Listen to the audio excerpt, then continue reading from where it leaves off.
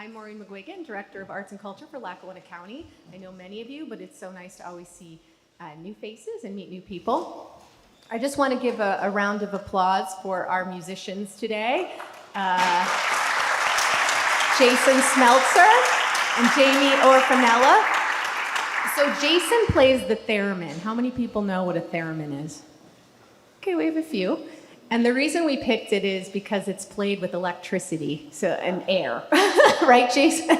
So something like that. But it's very unusual, so I hope you got to. And Jamie was playing a lot of world music, which you know we celebrate diversity. But yes, the theremin was created in 1930s, and it's just really cool. So that was sort of our nod to doing something. We figured doing AI music would not be good, but we are here to learn a little bit because we love to support our living, breathing musicians, and we have a lot of them in Lackawanna County, so thank you. I also want to thank the Cultural Center. They always do a great job, and their wonderful tech staff. We did have our catering by Northern Light, Espresso Bar and Cafe, which probably I'm going to bet most of you have been there. But if you haven't, it's right downtown on Biden Street. Let me get my glasses on here. A couple of our staff, actually we have a lot of county representation, which I'm thrilled, but I'd first like to thank, they're out in the hallway, but Megan Gabello, our new program manager, and Elisa Scazafabo, our program coordinator, who did a great job helping me set this up. I also want to recognize that we have Pat McKenna, our communications director, Kristen O'Malley, our digital media coordinator, Nicole Shapiro from the director of our Office of Sustainability. I'm sorry, I probably didn't get that right, but environment is important too. And Mark Ian is also here, one of her staff people. And of course we have Commissioner Shermack here. Is he still here? He's a busy guy. So I'm gonna have him come up and say a few words about the arts so he can get to, Commissioner job is hard, and I'm not sure. The county does a lot of things, and we're so lucky to have, unfortunately, Commissioners Gahn and McGloin could not be here, but without the support and leadership of our county commissioners, we wouldn't be as lucky to have this special tax that pays for a lot of arts and culture in the county, and all of what we do is free, and we're able to support a lot of you to do your work. So would you like to say a few words, Commissioner? Good morning, everyone. We don't like to say that three-letter word tax. I know, we I keep call that it a quiet. fee. It's just, No, people, I'm a pro-tax. but it helps keep this going. But I want to thank Maureen, Elisa, and Megan for everything that they do. They do a terrific job. And for everyone here, you just make our county a better place to live. So I appreciate being here every year, and I appreciate all that everyone does. I do have to cut out. I have to go to the airport. Unfortunately, I'm not going anywhere. I just have a meeting. But I wish I kind of was, but just enjoy the day. I know Don's going to be making everybody ask a lot of questions, so make sure you have some good questions to ask the panelists, and enjoy your morning. So thank you, everyone.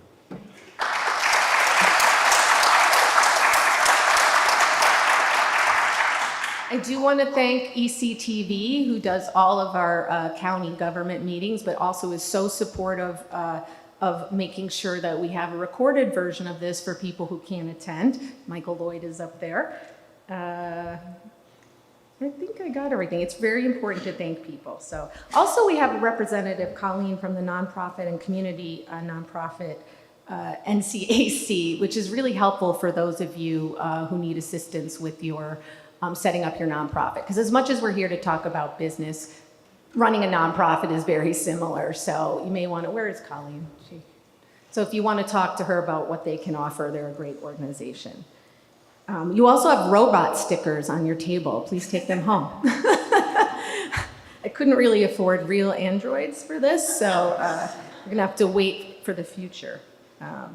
Okay, and I also want to mention we don't do this alone either. We have an arts council that helps us with this all year long. Cole Goldstein is actually one of our panelists, and he also sits on this committee, so it's great to hear another side of Cole, and we also have Alicia Grega joining us today. They work very hard on planning this. So we're not here to listen to me today. We are here to learn some things about technology and how to use it. There's a lot of great tools, and then also some of the challenges. But I am so thrilled that I got to work with Don Webster. How many people know Don? I'm sure some of you have worked with him. Where is he? Oh, you're back there. Don actually really helped us put this together. and he was instrumental.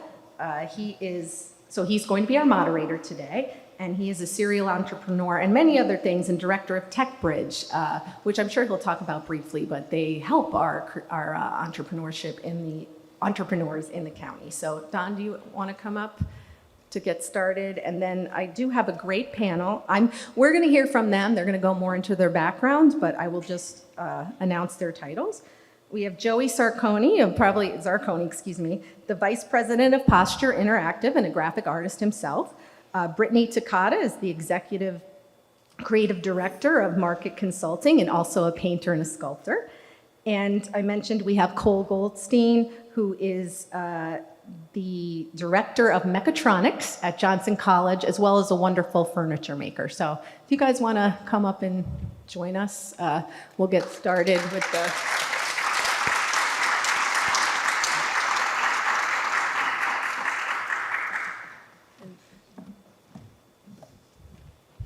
Don, oh, you want the...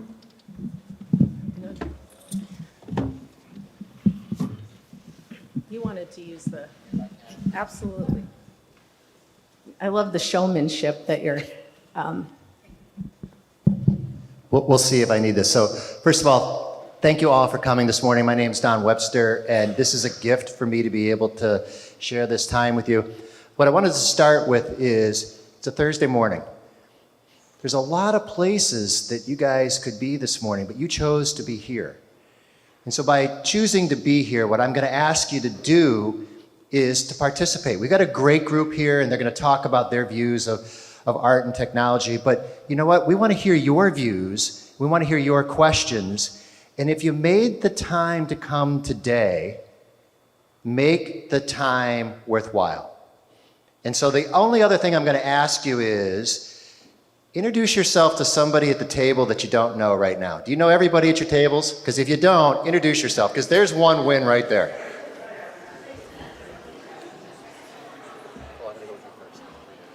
Okay. All right, there's win number one. If you guys hear the noise, there's a good start. There's a good start. All right, where'd Maureen go? She's hiding it somewhere. All right, second thing, the gift that you can give back to Lackawanna County and the gift that you can give back to Maureen and her team is if you shout them out today. So I think most of you know that the county's art and culture department has a Facebook page. They have an Instagram account. But your social media of choice, take a picture, shout somebody out, and if you by chance learn a tip or a trick or an insight, which is what we're really going to be talking about today, tips and tricks, and hope you learn something. If you learn one thing, put it out on social for somebody else to see at the county's Facebook page or Instagram page or your page, and hashtag them in somehow. Okay? Maureen, Facebook and Instagram. Anywhere else? For your department. Facebook and Instagram, right?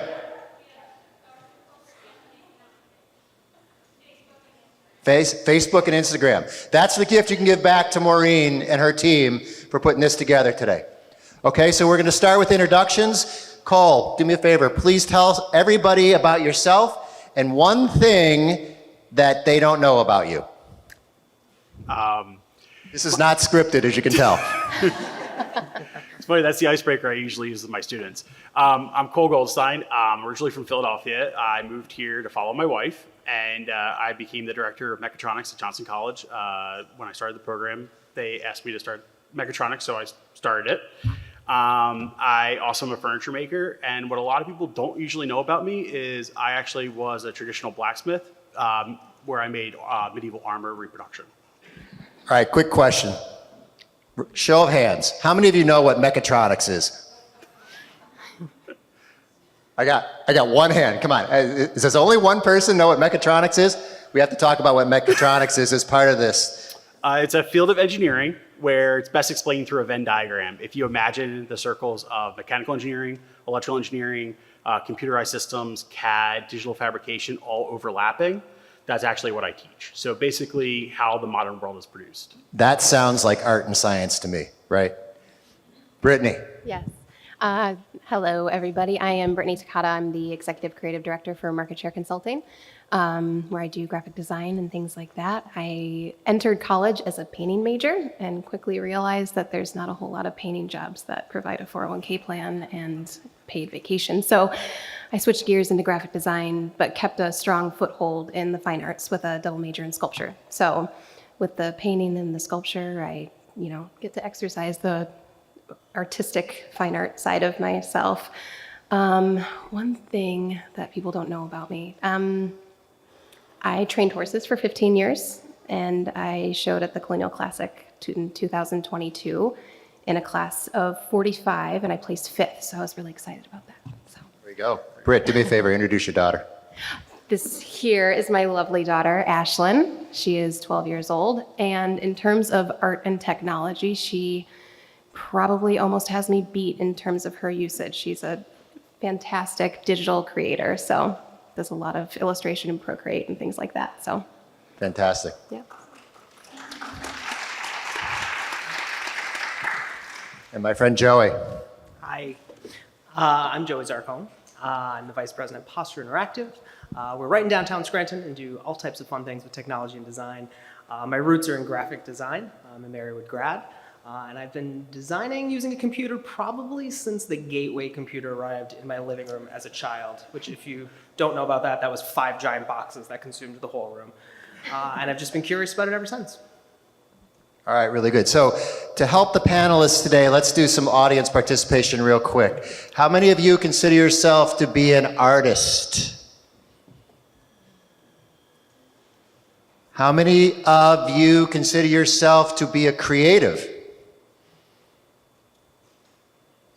How many of you consider yourself to be a business person? How many of you are good with technology? Okay. All right. So the forum today was about art and technology, and there's a whole array of different things that we can talk about. Often what we do is we start asking people in the crowd for their questions. The thing that I'm going to start with is I'm going to give each of the panelists an opportunity to just riff for a couple of minutes, because when you're a panelist, all you do is get hit with questions. I actually want to know what they think about art and technology, and I think I'm probably going to start with Britt, because painter, sculptor, creative director, you've got personal and professional art and technology all over the place, right? Correct. Yeah. So just some opening thoughts. Art and technology, whether it's personal or professional, your choice. Gosh, I mean, in terms of personal art and technology, I think that your reach is just incredible now as far as technology goes. I remember starting painting and trying to do shows when I was in college and high school, and I would have to pack up my pop-up tent and go to the near market vendors and set up my paintings on the pegboards. And I'm sure people still do those things, but in terms of reach with social media and websites and things like that, I have artist friends that are in the UK that are, doing incredible work, and I would have never had that opportunity in high school to reach out to people from overseas. So on a personal level with the painting and things like that, and technology, I think the opportunities are just endless in terms of reach and community and making contacts with people. On a professional side of things, I think that technology is scary for a lot of artists, because I think you can look at it either one of two ways. You can see the opportunities that it opens, or you can see it as kind of a threatening thing that might take your job. But I think the more that you open yourself up to the opportunities and see how you can utilize and harness that technology, the more successful you're going to be, and it's just going to find its way to ingrain all jobs, all sectors, not just the art field. Everything's changing with technology, and everything has been changing with technology, and we've done pretty well with the changes since. So it's just another change that's happening, and I think the more people embrace it and find ways to utilize it in a responsible way, the better off we'll be. Great. Joey. Technology. I've always said that I'm not a fine artist. I applaud the painters and the drawers of the room, and I can get by. I have the basics. But I've always said that I'm a commercial artist. And technology has always been my medium for the creative world and has fueled the work I've done through my whole career with that. Like Brittany said, for many people, it's a scary thing of like, oh my God, computers are going to replace us all. No, they're not. My biggest take on it is to not fear it, to embrace it. And I think to go against the grain, whether it is AI or technology, you're holding yourself back by not embracing that. It can be a scary thing, but we're all figuring it out, and it's changing so rapidly, which is a really exciting thing, an exciting time to be alive, to see that, to go from many people in this room went from, I'm sure, a phone on the wall with a cord attached to it at one point in their life to today. It's tinier than ever, and we can do so many things from the palm of our hands. It has also, in my opinion, fueled creativity for so many people. Like, think about content creators today. They are in the palm of their hand experimenting with typography and video editing and color and filming and cropping and designing and drawing and so many things that before you'd have to go to the studio and you would have to, fire up the technology there or get the canvas out and put it on the easel, versus now technology has given us the gift of creativity everywhere we are all the time. And I think that's just amazing. Terrific. Cole. Well, coming from a very traditional craft background, which is what I went to school for originally, I was always interested in traditional craft and traditional hand tool work. But being able to do digital fabrication work using CAD, computerized systems, being able to use things like CNC mills and routers, 3D printers, laser cutters, all of these things just enhance the abilities that I have and make me into more of a production house than I could ever be by myself. So I'm always teaching my students to embrace new technologies, learn how to use them. They're all tools. I mean, think about it this way, fire is a tool. We've learned to embrace that. I'm sure there was someone sitting around the first campfires going, I don't think we really need this. Just like how there's people that sit there and say that we don't really need AI and the AI tools that have been provided. But as you learn to embrace them, as you learn to use these things and be able to manipulate them, I think that it's a fantastic thing, and we should just do more of it. Terrific. Okay, so here we go. Just curious, that's important for this group. Anybody have a burning question they want to get out right away at the beginning? I am going to ask for questions, please, please, please. But does anybody have something that they want to do to get this started? This is not a shy group. Thank you so much for going first. Would you please introduce yourself? Hi, I'm Rachel Lucille Woodworth. I'm a musician and an artist. And I want to know what the panelists think is lost in terms of substance and quality when there is such a ubiquitous use of technology, because we cannot pretend that all the content out there is really valuable. I mean, we might think it is and be like, oh, every human can create whatever they want. And I do agree with that, but what gets lost there with the ubiquitous of technology? Great question. Joey, why don't you go first on this one? Sure. That is a great question. There's a lot of clutter online. And while algorithms are doing the best to find the content that we know we all each want and gravitate towards, I think in the creative field, it's just raising the bar for us, and it should just be motivating people more and more that there is so much there that you have to cut through, that I feel like it does bring us back to those roots of what is the quality and what is content is king, what is the thing that is going to stop someone's scroll, what is going to get someone engaged and want more. So for that, it's more than just great graphics or a great sound or good words. I think it's encouraging us to be more creative, to bring all those things together, to really kind of stop someone in that scroll, to cut through all that clutter. I think things get lost when people lack the foundation skills to utilize certain technologies. I think that when you have somebody who hasn't taken time to understand color theory, get into, design work and things like that, I feel like the work that gets put out like that, it's clear that there's not a whole lot of foundational elements that are making that work backed by somebody who understands, the elements in that piece. I think another thing is that people like what they like. By removing choices from people, you're not going to change what they like. So they're going to gravitate towards things that they're drawn to, whether that's created by somebody who has developed it in AI or somebody who has spent 72 hours on a canvas. It doesn't matter. Somebody's going to look at both of those pieces and they're going to like what they like. So in terms of, getting back to your question, in terms of like what's lost there, I think it's our jobs as artists and things like that to keep our bar really high and keep producing great work. And then at the end of the day, I think, like I said, I think people are just going to still gravitate towards what attracts them most. I think that coming from my background of looking at traditional craft versus modern day work, I think I have a pretty unique viewpoint on this, and that is the fact of we look at so many historical views of, when electricity got brought in to a workshop, how did that change things, And I am very much reminded in art history about how when painting had to deal with photography, and I think we're at that same kind of conversation that's happening in a modern day environment. Does photography take away from, a wedding portrait? If you think about back in the 1800s, early 1900s, versus now when you don't think of a wedding painter, you think of a wedding photographer, right? So I think that it's about how we're going to actually see AI being used in those situations, because I think that that's the elephant in the room right now, right?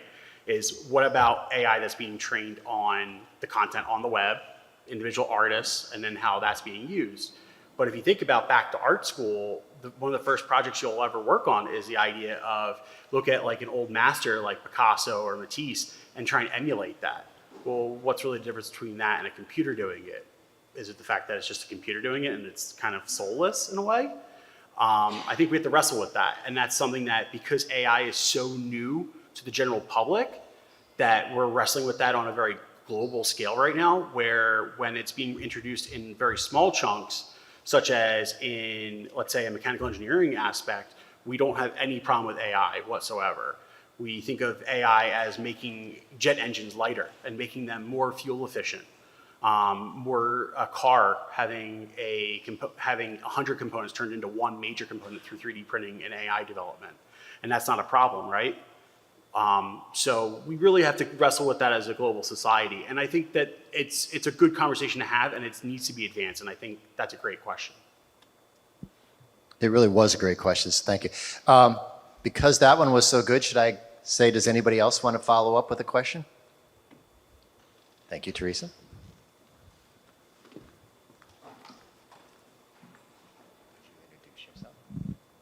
Hi, I'm Teresa O'Connor. I'm the director of the AFA Gallery and an artist as well. Just kind of following up on this conversation of AI, something that I've thought a lot about is in the past, technology has helped us be able to take time off of working to create and to express ourselves. So with AI art, how does that kind of fit in if they're doing the art, or if AI is doing the art and we're still working on it's kind of a bigger societal question, but I'm curious on your thoughts about that. That's a free one for any of you that wants to jump in on the societal question of AI. I think when it comes to any art that's generated by AI, again, art is kind of in the eye of the beholder. So in terms of, whether you can look at an AI generated piece versus something that took an artist weeks, months, years to create, at the end of the day, the consumer who's looking at the art, they can say whether or not it's art. It was funny, we had a discussion the other day, went back to 1917 with Marcel Duchamp with his piece, The Fountain.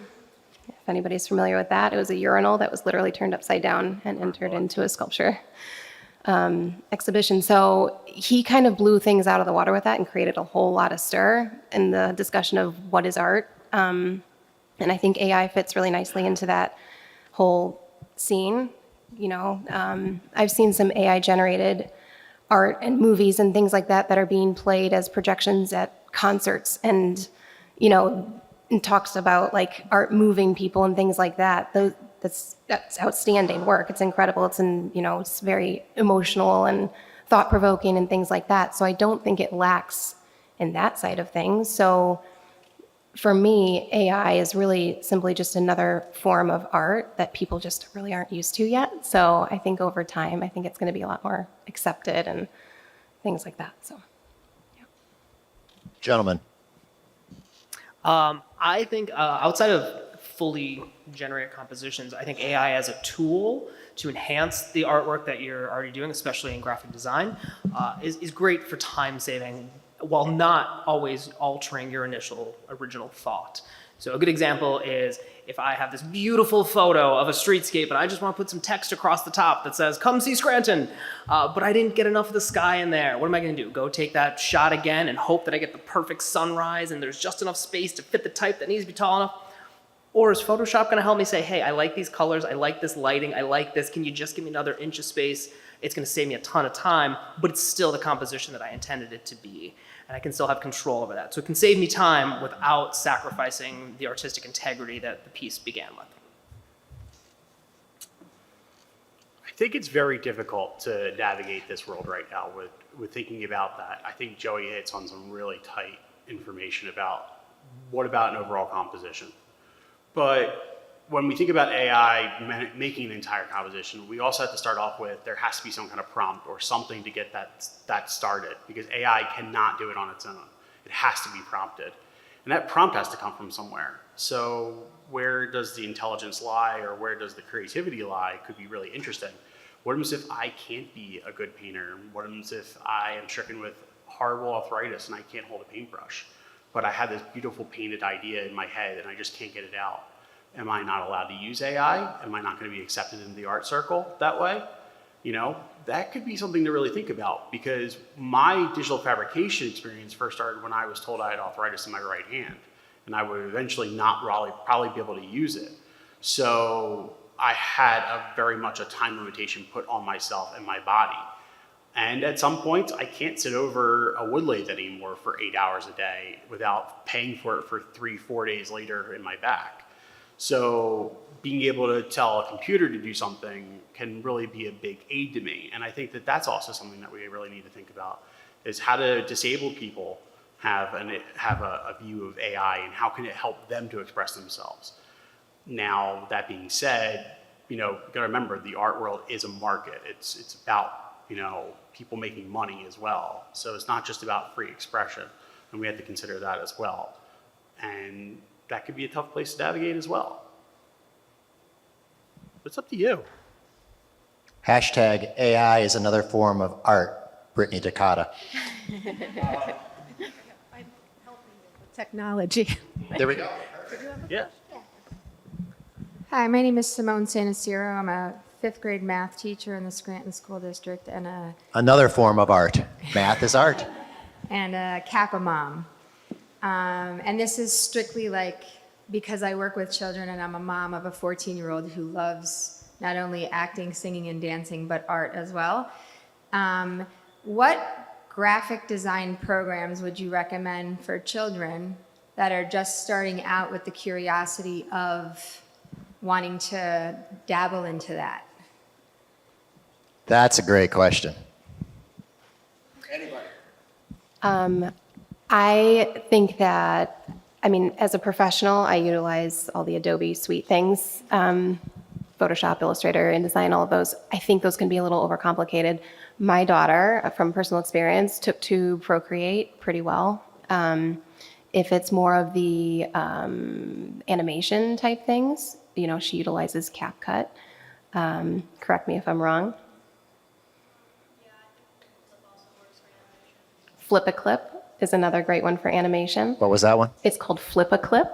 So if you think back to Hashtag flip a clip. Hashtag Flip-a-Clip. It's if you think back to the old Disney animations where they flip through the pages, it utilizes that type of thought process where you're drawing every frame, and then it puts it all together for you. So it's a really neat way for them to really learn, you know, the ins and outs of like animation, how it used to be done, but in a new way. So it's interesting to them, you know. So yeah, Flip-a-Clip and Procreate are two really great ones that don't necessarily overcomplicate things.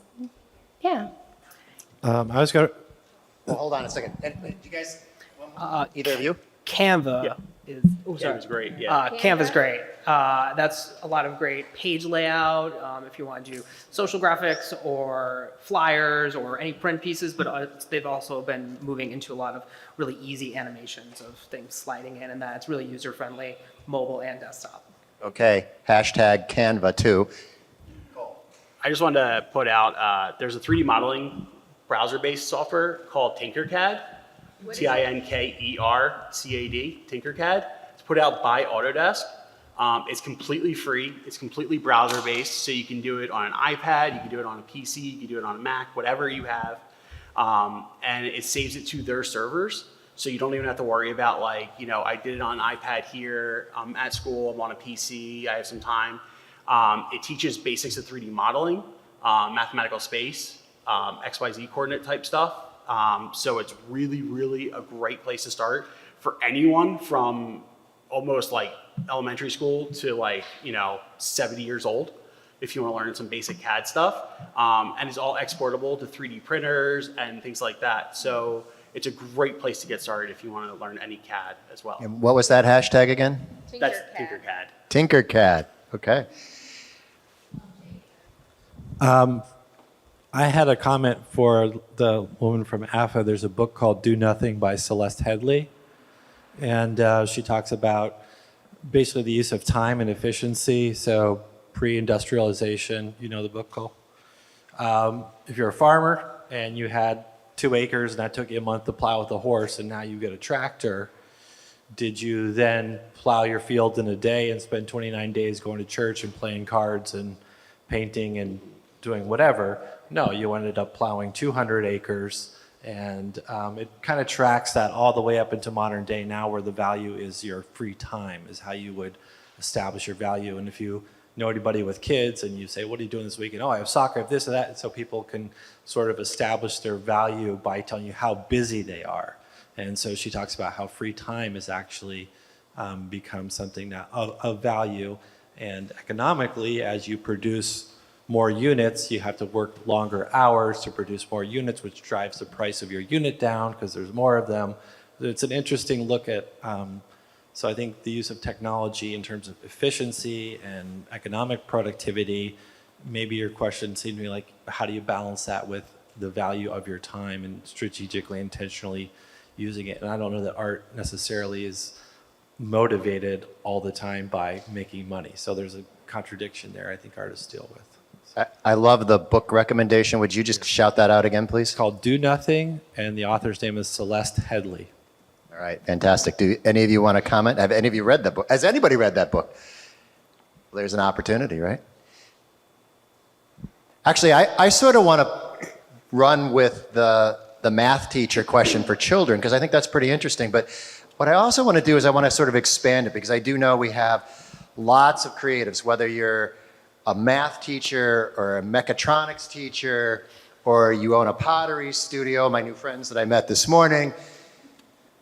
There's this concept about you work on your business and you work in your business, right?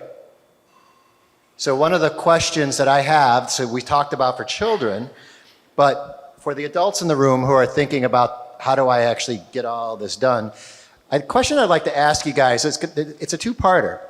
So there's tech that you use to make your business more whatever, and then there's tech you use on your business or in your personal lives. So tips and tricks. In the workplace, you're working in your business or you're creating art. Are there any particular tools from a technology perspective, other than AI, and we're going to come back to that because we've heard it so much, any tools that you're really finding you're getting a lot of satisfaction out of in your day job, in your core job? Specific tools? Specific tools, like, so I think he's something that someone would benefit from in the workplace. like productivity tools. That's a question we get a lot. Well, that's going to be the second piece. Oh, I'm That's sorry. going to be Don's the expert. That's the second piece. But Okay. the first piece is in your day job, what are you using at work to help you do whatever it is that you do? And the second one's going to be, okay, what do you do What kind of tools are you using to help you accomplish the bigger picture, whether that's personal or professional, if that makes sense? So in your day job, I think in my day job, they're almost one and the same for me, of productivity and how we function at a day-to-day at Posture. And we use a lot of productivity tools that we've found over the years what works best for us. And one of them is a project management digital something. So I love a legal pad and a pen, and it walks around the office with me, and that is going to be my favorite technology forever. However, that's in my own head. And when you're working with other people and clients and different roles and all that, we need to have some better systems. Google is wonderful with all of the productivity tools they offer of word processing and slide decks and email and all that. Google Keep is also great if you need a grocery list that you can share with people and check off. But managing projects, there's a lot of great software out there that's browser-based. We use a program called Asana, and what that is it organizes everything from who the client is, what the project is, who's working on what, and gives us an ecosystem similar to the way social media would operate, where we can comment back and forth and we can upload pictures and we can really do all that behind the scenes work in one place so that when we're sending something off, we've kind of done everything together. So using those browser-based productivity tools are super helpful every day. okay, so Joey was going down the project management path that can apply to many of you sitting out in the audience. Asana? Yes. Asana, okay. Brittany? I think in terms of tools that I utilize, I think any tool is only good as the user that's utilizing the tool. So it's, again, without that basic time management skill and utilizing your time wisely and things like that, I more often than not, like Joey said, always go back to my pen and paper. I start every morning with a list that I hand write out and I work through it. Whether or not I take that list and I put it into, Google or ZenKit. ZenKit's a good one in terms of project management. It's free, but it's a good way to kind of keep track of projects, where they're at, who's responsible for them, the date they're due. Things like Miro is another great one. We use Miro for, planning out larger campaigns and different elements that go into those campaigns. And it's nice because you can share it with your client and they can keep a visual on what it is that you're working with. It's in real time, so if you're in there clicking around, they can see your mouse moving and things like that. So it's great in terms of collaborative working. And again, it's free. So that's wonderful. I think another big thing that people it all comes down to what it is that fits your needs. If you have a smaller team, Salesforce is not going to be something that you're going to need to utilize.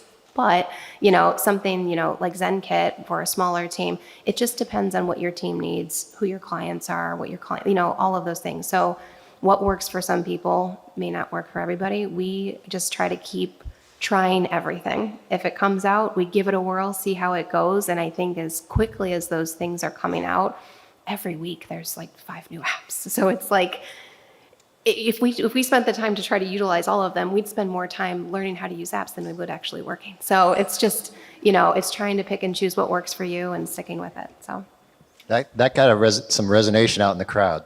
Cole? So there's 2 things that I would highly recommend. One, I think Google Drive is a great way to share between teams, like between the members of a team. And one of the, I teach my students 2 different techniques that are really important. One is Gantt charting. And if you don't know what that is, it is highly, highly important when you're doing project management work. Even simple tasks can become really great when you start Gantt charting. And to give you just a quick breakdown, if you've never heard of that, is think about if you've ever seen like timelines broken down in block form, day to day, or even hour to hour, or month to month. That's basically Gantt charting. So you can color code it with who's responsible for what. You can start to figure out what overlaps need to happen between 2 different groups or 2 different teams or 2 different people. And that's the broader or macro version of what I teach the students. Then there's the micro version, to-do lists. They're highly, highly important when you're dealing with projects or any type of trying to figure out what you should do in your day. So just by breaking down a to-do list from your overall tasks and then sub-tasks below them, because you could take a really complicated task that could take days your life, or you can break it down into subtasks that are bite-sized pieces that you can just quickly realize, okay, well, there's 5 subtasks to this overall task. This is the order I need to do them in. This makes sense. This order needs to go out to this person. then it's out of my hands. I'm done with that. I can go on my daily life and use my hours for something more important or something that I need to really be, cognizant of. So I teach my students to do that. And you can even do something simple as a morning meeting, an afternoon meeting after lunch, and then a late in the day meeting right before you wrap up for the day, where you break down that to-do list over and over again. And you can go, okay, well, this task is done, it's over, next task. And you can also prioritize using to-do lists. So those are two things, and they're free. A whiteboard is practically nothing. You could do it on a Google Drive document. You could do it anywhere and have anybody access it. Fantastic, so much. We're going to come back. So I just happened to look at my watch, and we're sort of about halfway through today's conversation, at least the formal part of it. So if you look at your notes that you're taking, or it's on your phone, or you're thinking, have we checked any boxes so far? Have we given you a tool? Have we given you a tip? Have we given you a trick? Have we given you an insight? The answer is yes. Do me a favor, share them. If the answer is no, well, let's think about what kind of questions can we ask to make sure that, again, you guys made the time to come here today. Let's make sure it's really valuable for each and every one of you. So with that, the second part of where I was going is you guys talked about work stuff, right? But Joey, on your phone, hold your phone up a second. Where's your phone? Okay, where's your phone? Okay, so if you pull out your phone, I'm kind of curious. Do you have any apps on your phone that are your go-to from a technology perspective that are helping you either work or play these days? Anything on your phone? Yes. Yes. I have many. Okay, so give me one or two. Okay, two off the top of my head. The ChatGPT app is actually, I open that more than I do. There's that damn AI thing again. We're coming back to it. It's great. Rather than Googling something, if you know how to use it, like we kind of said here, if you know the right things to ask, it's great for brainstorming, for a thesaurus, it's not going to have all the answers, but it's going to help you get All right, those Joey, answers. hold on a second. Let me make sure. You've got ChatGPT on your phone and you're using it regularly. Yes. Okay. How many of you are using your phone for AI regularly right now? Oh, all right, really good, really good. All right, something else other than that one. That's number one. Number two is Google Keep, which is, we've also to-do list here. I love a to-do list. And you can subtask, you can do whatever, and it can be for your work stuff, but like I said earlier, I use it for my home stuff all the time too. If I need to pick up milk at the grocery store or whatever it might be. To-do listing, check boxes, very simple, but very useful in my everyday life. Very good, thank you so much. Britt? I'll have to definitely go off of Joey said. ChatGPT is definitely one that I utilize. Regularly? Yes, Okay. absolutely. For work and play? Yeah, for both. I mean, in terms of coming up with, I think I utilized ChatGPT in the past for my personal painting things. I know it's word-based, but I wanted to come up with, I'm trying to plan out a collection of artwork so I can do my own show in a couple of years. So really trying to work through the meaning behind the paintings and how they correlate together and things like that. A lot of times with ChatGPT, it's a great tool in terms of organizing your thoughts. You have all these great ideas and it's like, okay, just structure it. Like put it all on paper and do the outline. So what you put into ChatGPT is going to be, you get out what you put in, basically. So if you have all these great ideas and things like that, it will organize and structure it for you very nicely. So that's definitely one of them. I mean, allrecipes.com, or all recipes. There you go, it counts. It counts. There we go. It counts. That's definitely a go-to for mine. I think I have like 700 recipes there. Did ECTV get that? Speak clearly into the microphone. Yeah. Cole. Ironically, I actually don't use my phone for those types of things. I actually use my phone mostly for just straight pleasure, like browsing Instagram or things like that. Most of the things that I use for my personal work are actually a phone's not powerful enough to run them. I am gonna grip to my desktop computer probably till the day I die. Because I need that powerhouse. I'm always looking for more computing power. And sadly, a phone's not powerful enough to do the work that I do. So yeah, I am still a desktop computer person. There we go. I don't even own a laptop. Maureen, did we get at the productivity issue that you were looking for there? Yes, thank you. I'm All sorry. right, so then let me say, so on your phones out in the audience, anybody got a particular productivity app or tech app that you are really hot on right now that you want to share? Don't laugh. Online banking. Online banking. It has saved my life. I actually switched banks for one that would allow me a higher deposit limit, so I don't have to go to the bank anymore. So it has saved me so much time with mobile deposit that if you have an online banking app that's good, not one that locks you out or isn't open this day or isn't able to like get a bank that knows online banking, it has saved me hours in the car. It's a really good one. It's a really good one. Somebody else? Anybody else? So my first one's Chanel Karis, Outreach Coordinator for the City of Scranton. My first one is Spotify. I live, breathe, and eat and sleep Spotify for music, podcasts, news, everything. And I'll have to jump off of her. Pinterest is I have 1,000, Oh, yeah. Yeah, those. We have 1,000 of those, so I can only imagine what's inside of each board, but it is very organized in my life, so yes. Anybody else on your phone? What are you working on these days? Alex.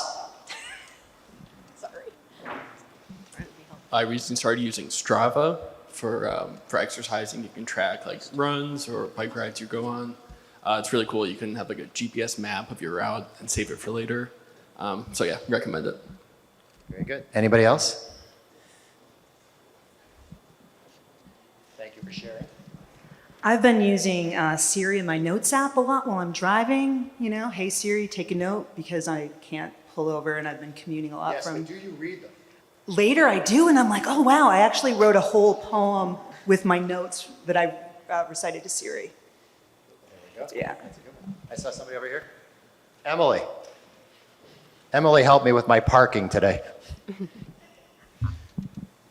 So I'm a wedding photographer, and I always say I would never get paid if it weren't for this. It's called Honeybook, so it's a client management software. So it helps me with my invoices, automatic payment reminders, very helpful, contracts, and you can track your stage of like what you're doing. So like if the couple's in the planning stage, they're in planning, they're in editing, they're in editing. If you're working on their album, it's an album, and it just keeps everything in one place, and it's not on all the notes on my desk. So it's very, Honeybook, recommend it. All right, tips, tricks, insights, Kat. My app is similar to Honeybook. Wave I use for I do contracting design work on the side when I'm not working with Joey. And Wave keeps everything super organized, helps you figure out your taxes, keeps everything super simple for if you're doing these individual one-off jobs and sending things out to people as a freelance worker. I love it. I think it's great. The other thing that I use in conjunction with that, back to the money app thing, I love money apps because I'm terrible at budgeting, is the Rocket Money. It's free, but it helps you kind of streamline all of your sources of income, sources of spend, and kind of create budgets, kind of see where your money's at. So it's one of the things that I love as well. All right, how about we do one more, and then we'll switch gears here for the big finale. Hello, I'm Markian. But I have so many apps. But lately I've been using Goodreads because I'm a big reader, and that's really useful if you want to see what everybody else is reading and get recommendations. But I also found out about this one recently that Nicole told me I should tell everyone about. Picture this. You download, it's free, but there is a paid version, but you could take pictures of plants and they'll identify the plants for you, which I actually kind of find pretty useful, especially I don't know how to identify poison ivy, so that will help me out, I guess. Fantastic. Actually, when I was thinking about the questions we're going to ask today for this one, I actually, so thank you for that one, Goodreads. Mine's Medium. I don't know. How many of you, do you have Medium on your phone? I find that I get a lot of insights from an array of different writers, and it's pretty interesting from a creative perspective, but it's also a fun way to learn things. So we are going to start a transition here. One of us, me, has to go to the doctor, so Maureen's going to take over. But here's the question that I would like to ask the panel, and maybe the audience too, which is, let's talk social, right? What's working for you these days? What's not working for you these days? And what do we need to do to make it more beneficial, whether it's for work or play? Joey. All right. I think a social presence is imperative to businesses and organizations. More people are probably searching you on social channels before they are on the actual internet. Not that you shouldn't have a website, because that's equally important, but having a presence is really important.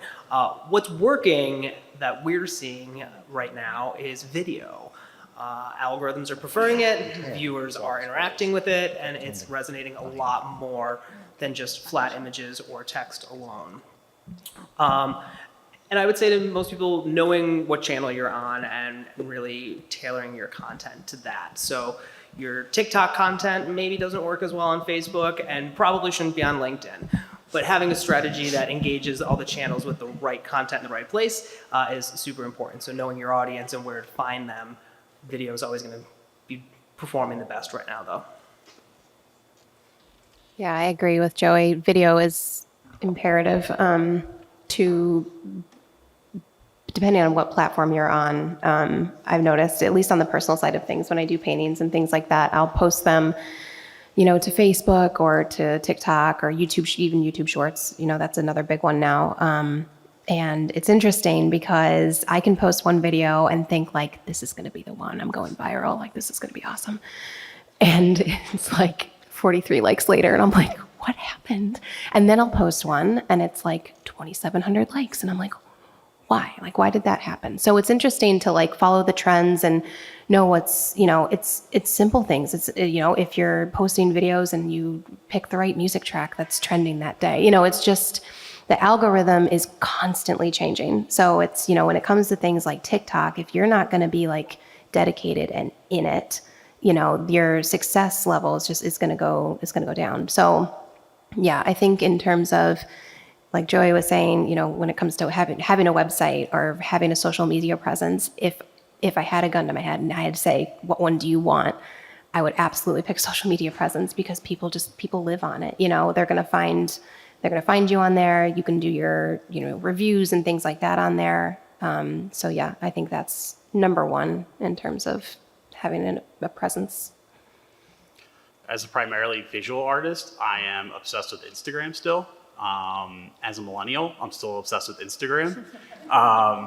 It's great because Reels are like TikToks 2 weeks later that have been translated for me, so I don't have to worry about having another app on my phone or engaging in another application. So for me, it's pretty nice. When I want to read something, it's basically just a news site, give or take, trying to avoid any crazy pundits. But yeah, for me, it's Instagram all the way. I mean, I could get rid of my Facebook account, which I've had since I was in college, a long time ago, or any of the other social medias. I don't really need them. I'm fine with just that. You can find recipes on Instagram too. I can relate to the likes question. Like, I'll put up some well-thought philosophical quote. Yeah. And everybody likes my post of my Italian hoagie more. Food is always so thank you. I do have a question, though, and I know Don was sick of AI, but I think it's in our zeitgeist right now. And actually all technology. As an arts administrator, and I made that joke earlier about wanting to have live musicians, I'm trying, and I am very pro technology because it does save time. I think it allows for even more creativity. My brother's a visual artist and he uses his iPad to draw amazing things. But, as a funder and someone trying to support the arts community, I'm trying to find that balance. And I actually want to hear from you guys. What would be useful to you to maybe learn how to use these tools? Because we're seeing a lot of discussion in Hollywood about actors. Do you have any thoughts on that? Like, I think people are afraid that this is going to, like Canva's going to take away a graphic artist's job. Did I make sense there? And what can I do as someone who is a funder and a facilitator of supporting our live artists? Yeah. I think I was hesitant on Canva in the beginning as well, just in a professional setting of like, is this too DIY, something we should be using? The collaborative end of it that we found of it being so user-friendly, but that the professionals can still guide people. Like, hey, we made these templates for you, so when you have your next event, you could just change the date and the title, has been so helpful to people. So I think the intimidating thing there, what you could do to help people with that is really finding the common space where everyone's comfort level is with that open-mindedness of it. We've been doing a lot of things of just getting out with different organizations and nonprofits and things, just kind of sharing some like tips and tricks and things like this, I think are a perfect example of how to kind of get the word out there of what the strategy is here, of what can help. On the social thing too, and with any content, to the Italian hoagie example, authenticity within the use of technology is something that will take you very far, especially in the content world of things. And I think that's where sometimes you don't know what that algorithm is going to be, because we can see through it with all that clutter that's online and with all the uses of technology. I think having your authentic voice, whether that is your art form or the mission of your business, that's going to help you guide through it all. I think it was touched on a little bit before about the idea of usability. How fast can you adopt a program or a new technology that can really, really hinder or help you? And what's the community look like around that technology? You know, for me, my CAD software of choice these days is Fusion 360, which has a huge community of not just DIY makers, but industrial engineers and mechanical engineers and aerospace engineers that are using it. So I can, let's say a door handle breaks in my house, I can quickly model up something to get me through the day for using that door handle and 3D print it maybe within a half hour, 20 minutes while I go do something else while I'm making a cup of tea, for instance. So that can really help me. And if I had to use a piece of software that had a big learning curve to it, that could really hinder me. So I think that that's really important. And from an arts administrative point of view, I think it's just an impossible world to navigate right now. Thanks, Cole. Because you're never going to make everyone happy. That's a truism for every activity, every career, every political viewpoint, everything. You're never going to make everyone happy. So you just got to be true to like what your interests lie. You know, for me, as a visual artist, I don't think I can really get into the video side of things for things like Instagram and TikTok and whatnot. It just doesn't jive for me. And so like for me, I'm always going to be just producing flat images, and to my detriment, I know that. The algorithm might not pick me because of that, but it's my authentic self. So I have to fulfill that at the end of the day. Cool. For what it's worth, if you film that 3D printer going for a good 30 seconds on loop, you're gonna get me to watch it. Yeah, and I mean, it's really funny to like watch people when they first see a 3D printer in action. Definitely the lizard part of your brain kicks in. It's just like watching a flame for a while. Yeah. But after using them for well over a decade, I can tell you that even when there's one not in the room, I can hear it. So I try and stay away from them for the most part, even though I spend most of my life, you know, within 1 to 10 feet of a 3D printer. I will try and stay away from them for a decent amount of time, just because watching it go back and forth and hearing it in my head, I can hear the motor whine, even right now as we're sitting here. And I know this has been, oh, I'm sorry, Brittany, did you have a comment? No. I know that this has been more, you know, I think this transcends disciplines. It's been more visually focused, but I was thinking about the apps that can create songs right now. So maybe as a performing musician or poet, Alicia brought up poetry, there are ways to also cut down on your time. Maybe you have an idea and for a song. So again, if there's a specific training you want or topic that you think will help you, please see me afterwards, or I'm pretty Googleable, or I don't know if I'm ChatGPT yet, but maybe. So please find me. We want to help you. We know this was sort of an oversight, and I hope it was helpful. Does anybody have any final questions? Oh, we got a couple. Oh boy, this is great. I love this audience and panel. Hi, my name is Wayne. I work a boring job in marketing, not as interesting as you. So we talked a lot about the balance between the technical side and like the fine arts side. Britt, you said that's very important to kind of have a theory behind, you know, once you start to engage the technology. Yep. The technological side of things is kind of, you know, more prevalent in our culture now than the fine arts side. Our culture devalues, defunds the arts. Correct. What sorts of tips or resources could you recommend for folks with like younger people in their lives that might want to spark and interested in the actual like visual art side of things? In the visual art side of things, I mean, I think it's really important if you have a young one that's interested in the arts. I think, again, it's imperative that they go to a good art school to get that background foundation. I know that she's going to fight me and say, Mom, I don't care that, blue and this, make this. And I just want to get on Procreate. Procreate does it for me, right? But I have seen multiple times people get into Canva, the DIY software that makes everybody a designer, and produce some awful graphics, like 17 different fonts and 5 different colors. And it's very clear that they did not go to an art school and learn the color theory and editorial layout and things like that. So in terms of being able to support the young ones and things like that, I think just driving home, use analogies. You're not gonna, put a 4-year-old on a 2-wheel bike and say go. It's not gonna turn out well. So those training wheels and those skills are going to be imperative to give them the success that they can have in the future. I think when it's very clear the people that have had that fundamental training and things like that and their behavior towards technology now, I feel like the people that have that knowledge and have the the mindset of like knowing their stuff are a lot more open to those tools now because they're not as intimidated by them because they have that knowledge to kind of navigate through it and know that at the end of the day, yeah, a machine might be able to pump out a business card and things like that, but human nature likes experience. So, the clients that come to me and are like, I want to do, a brand new brand. I want to do this. I want to do that. The people that are going to want to go onto Canva and do their own brand and, 99 design their logo and do all those things, those aren't going to be the clients for me anyways. You know what I mean? So at the end of the day, the human experience of wanting to be involved with the designer and work through that process and things like that, those are going to be the people that I'm going to benefit their lives.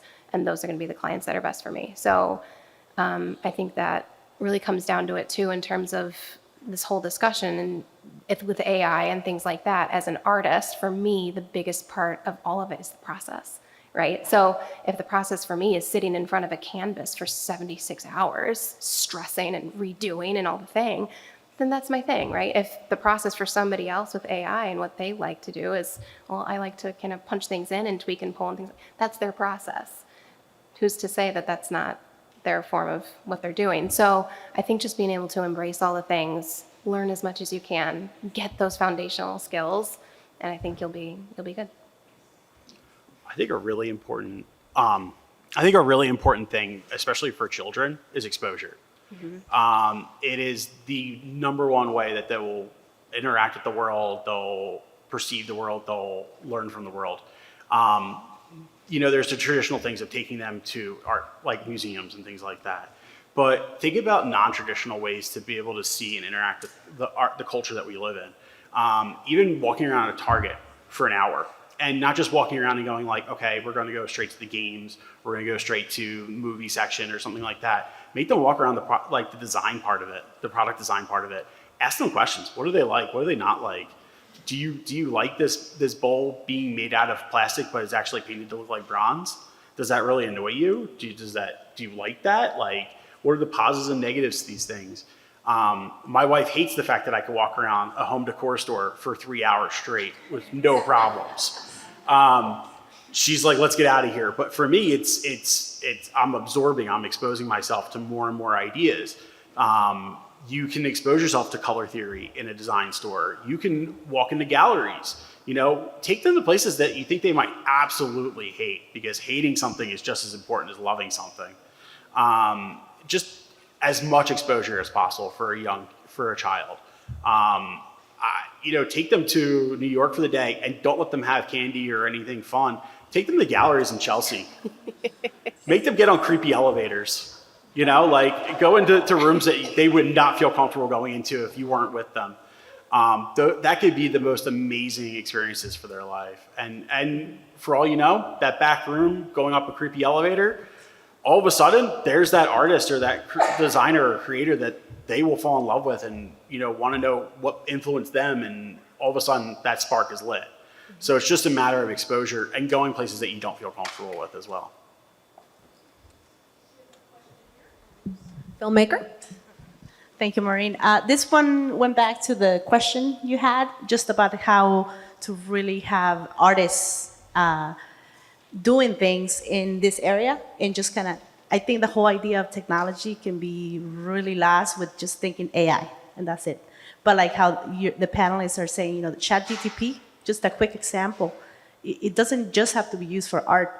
Like the other day, I was looking for the singer and songwriter of one song that I needed to use for a specific film, and I needed to get the license for it. And I needed to know whether it was in Creative Commons, or whether it's something that I have to pay for that. And ChatGPT, I just put in the song, and it found me the actual name of the songwriter, because it was something completely different. It found me some links to where the song was being used, and it essentially led me to a foundation because he is now passed. He's not under the Creative Commons, but it was someone who did it in Philadelphia. And I called and I emailed, and now I'm able to use that song because I was able to contact somebody for that. So it really helps you with research or something quick. I was spending probably like hours on Google trying to find this person, and it was under another name. So things like that, just really tiny, can help you.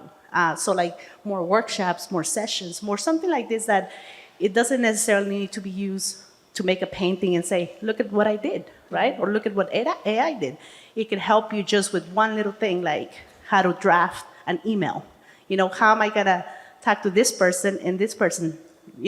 I usually say, put in exactly what I wanna say, and then I say, well, that sounds very AI. How about make it simpler? And then it makes it simpler for you. And then you take just a little bit of that because it helps, especially with children, young people. I'm an advocate of the arts and young talent. And this is what they need to know, that there's a process to it. It's not very different from opening up a book or going on Google and searching. It's just how you use the tools to benefit you and what you're trying to create. At the end of the day, you still have to make it. You still have to make that phone call. You still probably have to edit that video. So how are you gonna help yourself get started? Because a lot of times you don't have the resources as an independent artist. You just don't have, $500,000 to create something. But I can visualize it. I can make it for $50. It's not gonna look like the $500,000 project I wanted, but it's gonna look good, and then it's gonna lead to more and more art for you and other creators. So that's my thing. Thank you. I loved hearing a perspective from somebody that does make films and videos. So thank you, and thank you for the ideas. Just before we move to the next question, this is our IT director, Mike Brown from Lackawanna County. So I'm great he could stop by. But you had could you read it for me? Well, how many of you know of TechSoup that are nonprofits? Okay, first, there's a tool for you to use because as a nonprofit, you are able to get discounts on various computer hardware, software, and things of that for your small nonprofit. But also Microsoft has something separate from that for basic needs, and if your business qualifies as a 501(c), you can get the full Microsoft suite with Exchange and Outlook, OneDrive, and SharePoint for free. So you just need to look that up on Microsoft for Nonprofits. That's available out there for you. And just wanted to make sure you guys knew that so you could collaborate with others and actually have some security with your emails, because the spams and all that other stuff. So you have some of those items there. Yes? TechSoup. Yes, TechSoup. I think cybersecurity will also be a future one, but that was a big topic. But I do think it's important for us to protect ourselves and be aware of what's out there. Do we have another question over here? Oh, Lisa. So we talked a little bit about social media. With Facebook purchasing Instagram, I see the two being used very interchangeably. It's easy enough, I guess, to post a picture on Facebook and say, yes, I want to just put the same thing on my Instagram. So I'm curious from the panel and people in the room, do you think there's a difference in the way those apps or those platforms should be used? in my mind, there is a difference, but I see a lot of people just using them very interchangeably.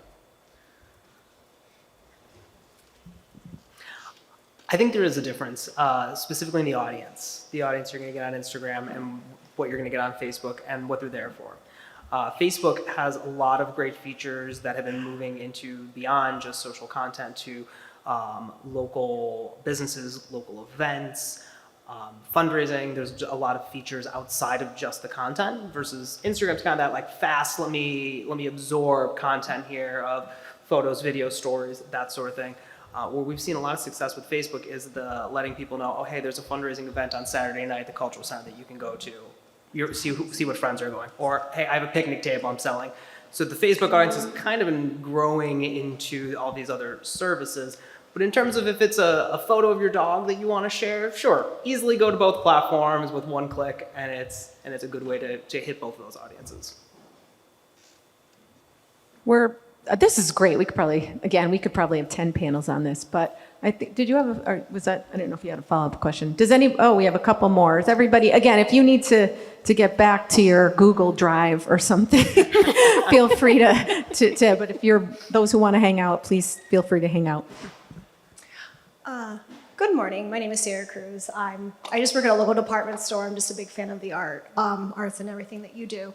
So I was thinking as you were talking about all the work that goes into your craft and all the education that you put into, what do you do if you are ever challenged on the value of the work that you put into by clients, by customers, either like your official work or like the side work that you do?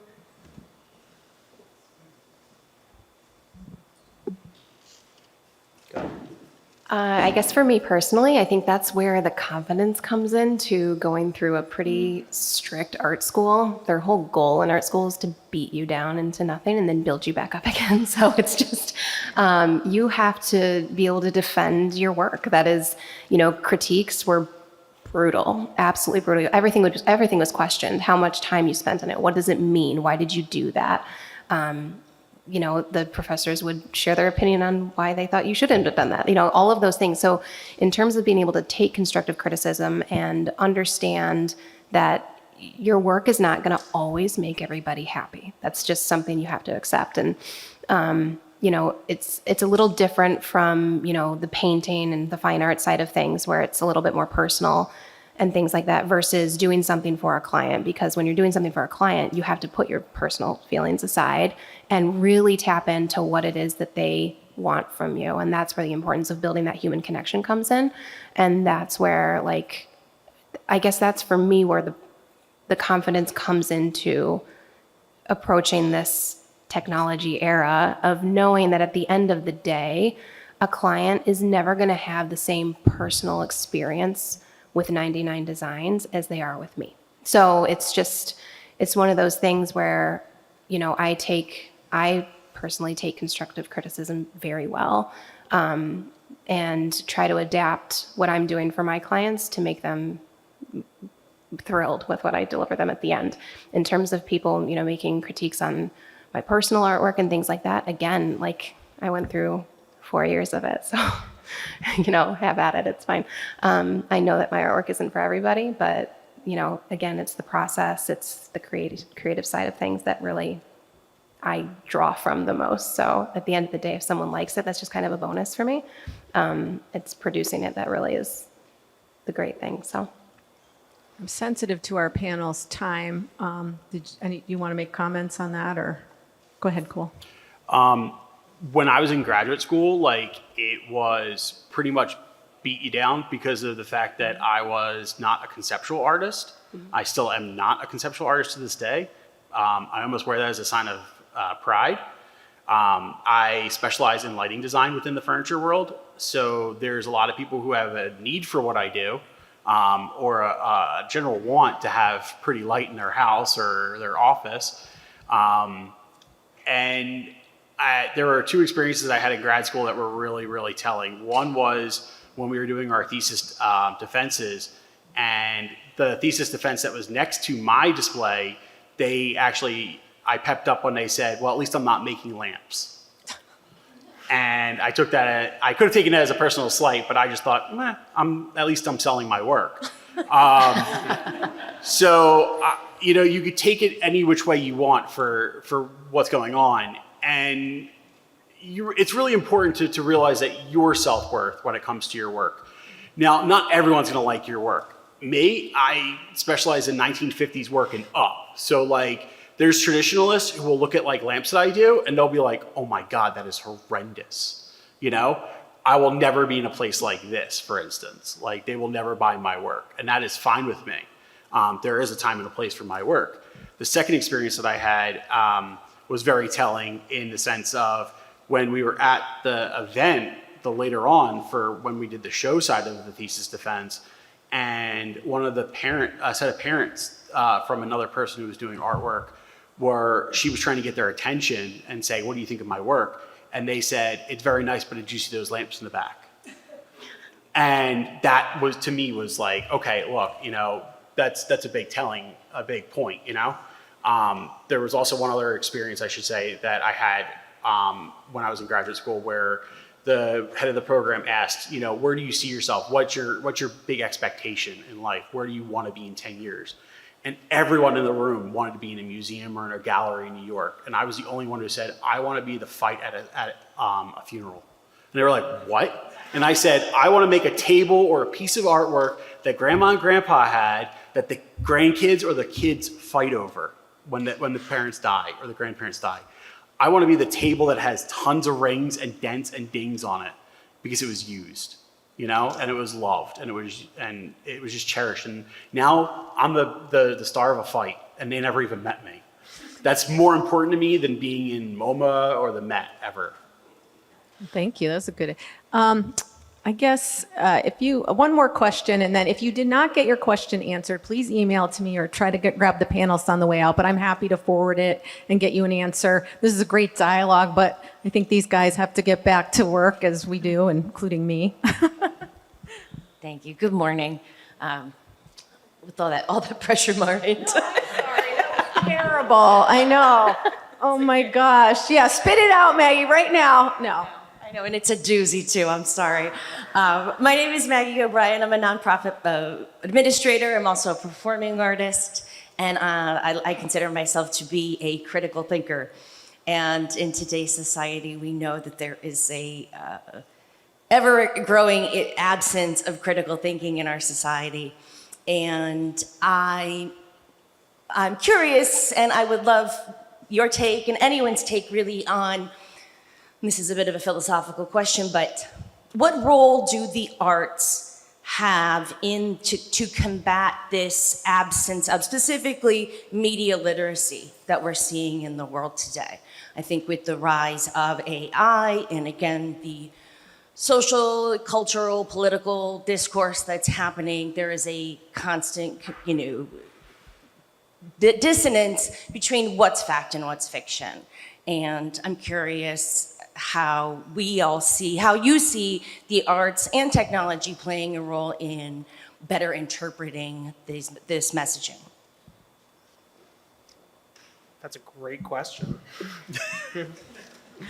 I think technology and the arts, I think, are helping in many ways in the reach of getting information to people, but also in the way that we can interpret it artistically and creatively and distill some of that down of whether it's an explainer video or motion graphics or something that I can find on TikTok or Instagram that's like, oh my God, I'm bombarded with headlines of what's actually real here and what are the creators telling me to understand.